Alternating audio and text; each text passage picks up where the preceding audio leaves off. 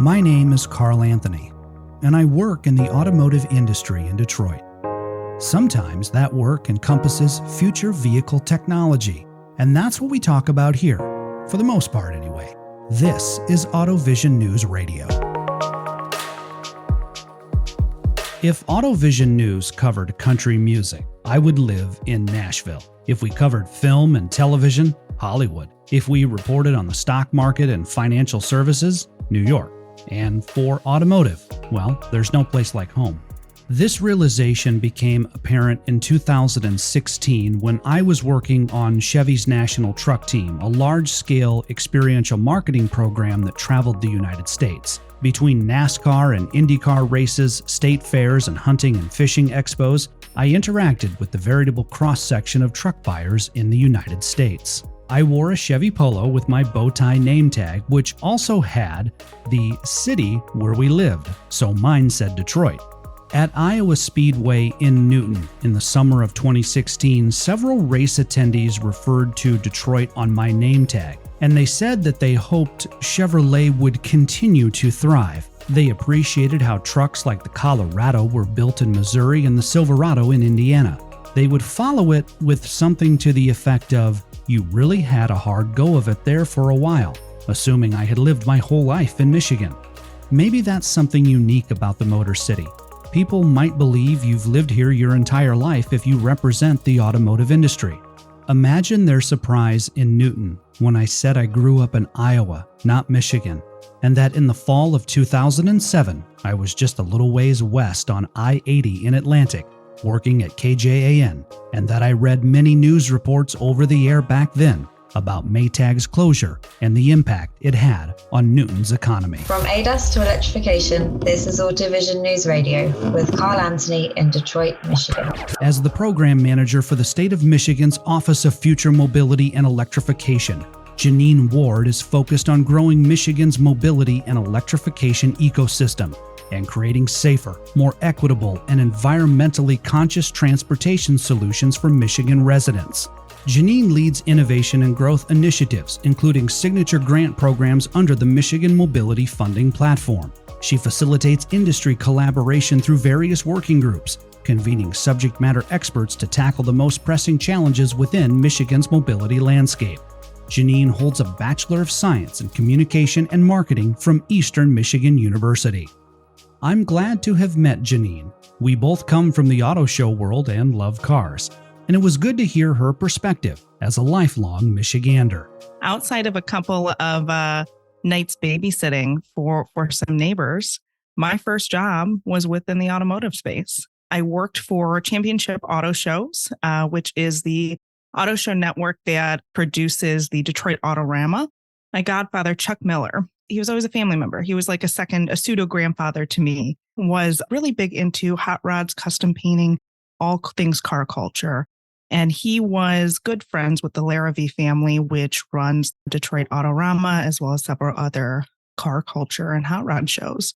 So they needed some support. And I was 15, 16 and excited to have some money on the side. So I jumped right in and was there assisting. So I remember my first job, I was handing out photos of Chip Foos. And that was how I spent my day, just kind of the second layer of the entourage following around Chip Foos, talking about customizing vehicles and hot rods, custom painting things and what we can do and how we can make your car not only functional, but fun. It's at this point in Janine's life that her view towards cars and automotive begins to change, especially as she spends more time at these events with her godfather.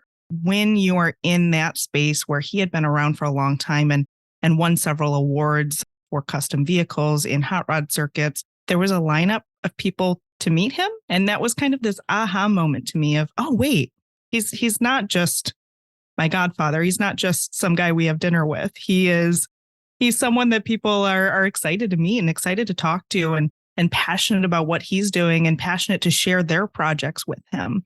And it was really cool to see all of these people, because at that stage in my life, I was having my license. I wasn't all that excited about cars. My dad had a car in the garage that was his project car, but he didn't work on it too often and it wasn't too exciting to me. I thought it was a way to get to and from school, and that was about it. And then there was this moment where I realized, wow, these people are really excited about what they can do and how they can really shine their personality on these vehicles and showcase what they care about, what they're passionate about, and really an extension of themselves and an expression of themselves through these vehicles. Michigan's Office of Future Mobility and Electrification, or OFME for short, was established in 2020 by an executive directive from Michigan Governor Gretchen Whitmer. Writing to state department directors and autonomous agency heads in late February 2020, Governor Whitmer highlights Michigan's engineering talent, rich manufacturing heritage, and top-tier research institutions and universities. In reference to OFME, Governor Gretchen Whitmer wrote, quote, "To leverage these assets fully and secure Michigan's position as a global leader in the future of mobility, the state must think creatively and act comprehensively. It must drive investment in Michigan's mobility sector by establishing Michigan as the premier state to build, test, commercialize, and scale the technologies that are redefining the field." So the office sits right at the intersection of 4 key state agencies. So that would be MDOT, the Michigan Department of Transportation, EGLE, which stands for Energy, Great Lakes, and Environment, LEO, which is the Michigan Department of Labor and Economic Opportunity, and then also the Michigan Economic Development Corporation, which is where I sit. So anything grid resiliency, infrastructure, innovation, workforce, and then also economic development. How can we make impacts in every single one of those areas and really take a coordinated effort as a state to make sure that it's as easy as possible for both new companies and legacy companies to work in Michigan, grow in Michigan, scale in Michigan, and then also partner with Michigan companies. That's one really unique thing about the office is we don't only work with Michigan companies. We're talking to companies all over the world every single day to try to really showcase all of the assets that we have here and help them build partnerships and build bridges with Michigan. As program manager for OFME, Janine enjoys collaboration because that's where the magic happens. I'm really focused on a few different areas, primarily programming, which we consider public-private partnerships, facilitating collaborations, connections, introductions, really bridging the different areas and different sectors of the industry together, and then also working with communities for different ideas for innovation that will help support those communities. And then in addition to that, we also do a lot of different things to really get the industry together, because when you bring people together, you're collaborating, you're having conversations, and that's where great ideas come from. So we host a series of mobility meetups. So I'm the person behind the scenes and sometimes on the mic there talking about how we can really build out what that next big idea is going to be in our state and showcase demonstrations already happening in the state. So those mobility meetups are every other month. We just had one actually a couple of days ago at the Detroit Smart Parking Lab, but the next one will be in September, and I'm excited to have everyone there again. Janine manages the Michigan Mobility Funding Platform, also known as MMFP for short. At its core, the platform provides grants to mobility and electrification companies looking to deploy their technology in Michigan.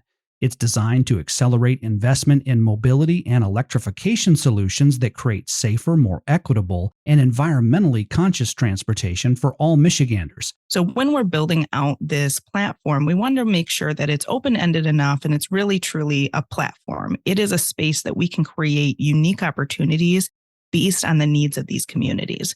We've got 2 sets of grants that are recurring. Those are our real-world deployment grants and our test site grants.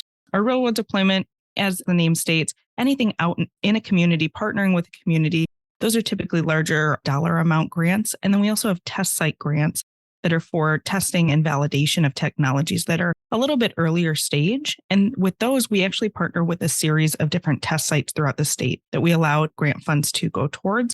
So there's 9 different test sites currently. Those vary based on different niches of the industry. So we've got something for aerial mobility, drone testing. We've got something for cold weather testing up in the Upper Peninsula in partnership with Michigan Tech University. So they've actually got a space that you can do off-road testing in cold weather environment, but also you could pull a Class 8 truck into essentially a freezer and ice it down and test responsiveness of sensors after you've iced and de-iced several times in a row. in extreme conditions, how are these technologies going to work and how are they going to scale in those conditions? Janine also referenced the importance of the Detroit Smart Parking Lab in the historic Corktown neighborhood.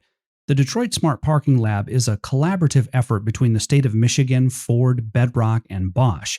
Hosted at Bedrock's Assembly Garage, it's a physical environment to simulate real-world scenarios for testing emerging technologies that may be used for parking, logistics, and EV charging. The Michigan Economic Development Corporation and the OFME offer technology grants for ongoing testing and collaboration in the lab. Other past signature grants include initiatives like the Fresh Coast Maritime Challenge, where companies could apply for assistance to support the decarbonization and electrification of marinas and watercraft in Michigan. So the idea with some of these more signature grants is that we're focusing on not only different modes of transportation, so that we're representing land, space, air, and sea, and not just automotive, but everything in between. But on top of that, we want to make sure that we're representing the needs of the entire state. So we want to make sure that we're stretching to all corners of our state and really expressing ways that we can support communities all over. We also have a few different projects coming up that are different niches of the industry. So a mobility wallet challenge was recently awarded a couple of months ago. We're working on some projects related to trucking and logistics, as well as some that are carrying over the intersection of outdoor recreation and mobility. So when you think of a snowmobile, you might think of it as outdoor recreation. And I think most people who live in an urban area do. But when you're in the Upper Peninsula and there's 12 feet of snow on the ground, that is how you are getting to and from the grocery store sometimes. You're getting to and from work. You're getting to and from wherever you may be going. So that's a very important area that we want to make sure that we're representing. With Automoblog and AutoVision News, I spend a good majority of my day going through press releases and product PDFs. It's just the nature of my job. And with literature like this, sometimes important concepts get glossed over and they end up as buzzwords. For example, cybersecurity. Super important topic, but it can quickly become one of those buzzwords. Same with sustainability, electrification, software-defined cars, and equitable mobility. That's another one. To pull my brain away from the product sheets and the press releases, I asked Janine what equitable mobility is, what it really is, and how we can go about achieving it. So while we focus on equitable mobility, we really need to make sure that we're taking a holistic approach. We need to make sure that the people who matter are the people in the room. We need to make sure that we're bringing people to the table and inviting every stakeholder we can think of and ask them to do the same so that we have represented in the space, in the conversation, people with different needs, people with different income levels, people with different experiences, people with different perspectives, because otherwise we're not going to be able to represent the entire community that we want to make sure that we're impacting. We need to actively every single day be having conversations with different communities to make sure that these conversations keep happening and we keep engaging and we keep making progress. But conversations don't create solutions. Action does. Where do women fit into the automotive industry? In every possible space, including those they have yet to invent. That's from Women Driven Mobility by Caitlin Shelby Davis and Kristen Shaw. I connected with Janine by virtue of having Caitlin on AutoVision News Radio in late 2022. I learned a lot from Caitlin during our recording session, and I still do, keeping up with her on LinkedIn, and now Janine. And although I don't know Kristen Shaw as well, I do know this trio of women are moving the needle in the right direction when it comes to diversity and inclusion.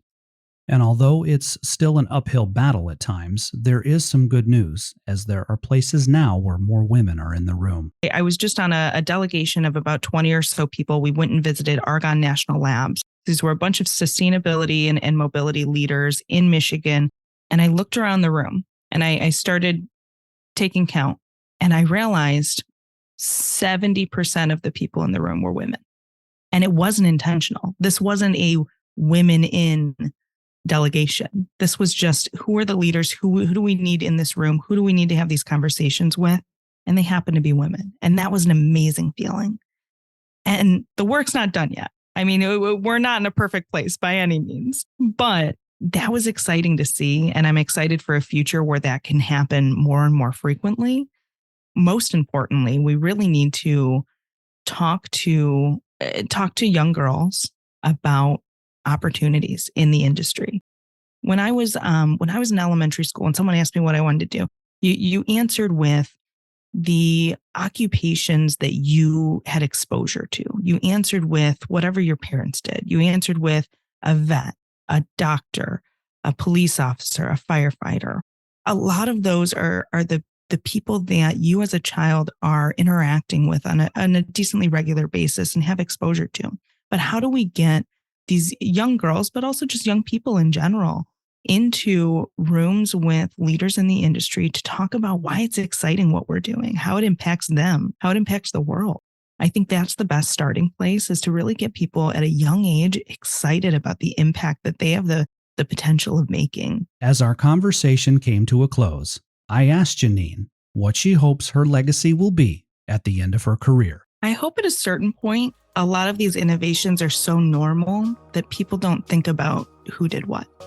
You know, where it's so ingrained in your everyday life that you're just happy that you have it, and it's normal and it's accessible and it's equitable and it's easy to get to and from where you're going, and it's sustainable, and you're not making a negative impact on the planet by going in a personal vehicle. I hope that we're making an impact. I know we're making an impact, but I hope people recognize that impact, and then that kind of fades away into it's just normal. It's just everyday life, and we're grateful for it. And this is we too. And I guess I don't know if I want a legacy. This is we, because we're all working together doing this. To learn more about Michigan's Office of Future Mobility and Electrification and the book Women-Driven Mobility, see the links in the show notes. AutoVision News Radio is available on Spotify, Apple Podcast, Podbean, and more. In Detroit, alongside Janine Ward, I'm Carl Anthony, AutoVision News Radio.